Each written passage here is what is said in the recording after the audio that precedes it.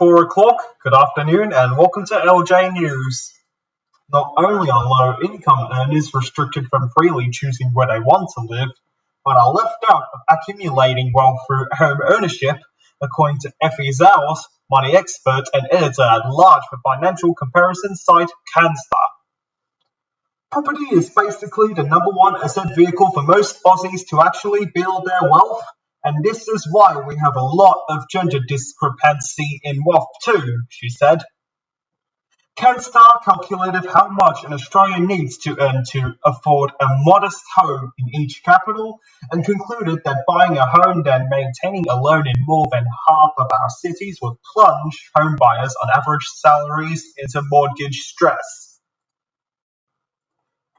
It really does put things in perspective as to how hard people are fighting to actually get into this asset class since it's experienced such ridiculous growth over the past couple of years. It surprised everyone, she said. On the flip side, CoreLogic's study showed that top earners can afford a whopping 85.1% of Australian homes, including 93% of all units and 82% of houses.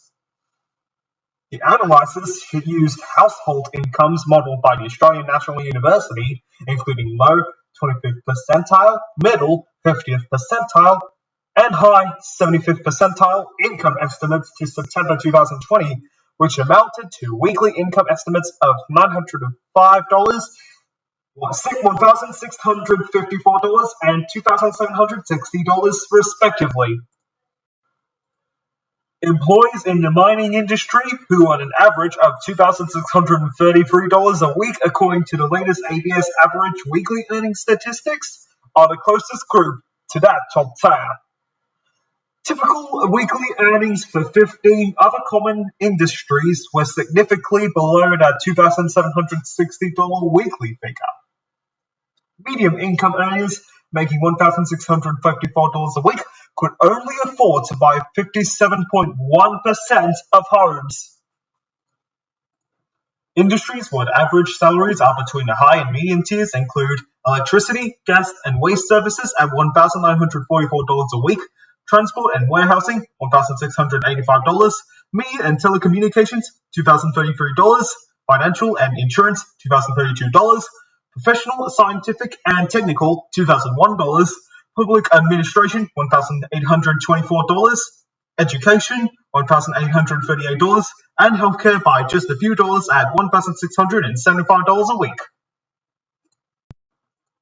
When broken down by individual roles, the housing affordability challenge becomes clearer, particularly for those essential workers most relied upon during the pandemic. According to recent Australian salary data compiled by jobsiteindeed.com, the average weekly base salary of primary school teachers is $1,611, paramedics at $1,434, registered nurses $1,411, entry-level police officers $1,212, wait staff $1,154, and childcare workers $1,063. Jobs that slip into the third tier, where low-income earners make around $905 a week, can only afford to buy 17.6% of Australian homes on the market right now. These include cleaners at $975 a week, supermarket checkout operators at $962, and hospital porters at $956. You may say, I am on a good income, but the banks have to do their job with the floor rates, and rightly so. So it could be a case where you think you may be able to afford a certain amount, but the reality is because you have to borrow so much now, the serviceability could throw you. She said, potential borrowers should consider ways to increase their serviceability. Reduce your credit card debts, consolidate personal debts, close in-store finance accounts, include all your income, and pick the right lender. Everything and anything impacts the amount you can borrow from the postcode to the number of kids. You'd be surprised what lenders look at. CoreLogic's research revealed that those in the low-income tier could only consider buying 2.9% of city's housing stock, while medium earners could look at 38.7% and high earners could afford 73.3% of listed homes. To put the affordability equation at the spotlight for Sydney, Canstar revealed that with the median dwelling price at $950,457, Sydneysiders would need an average weekly income of $2,633 and $190,091 deposit to avoid mortgage stress. Realistically, the average weekly earnings in the city are $1,752, which amounts to $881 less than required. In the Victorian capital, low-income earners can only buy 4.2% of property, according to CoreLogic's calculations, while those on a medium income could buy 43.7% of property, and high earners 79.4%.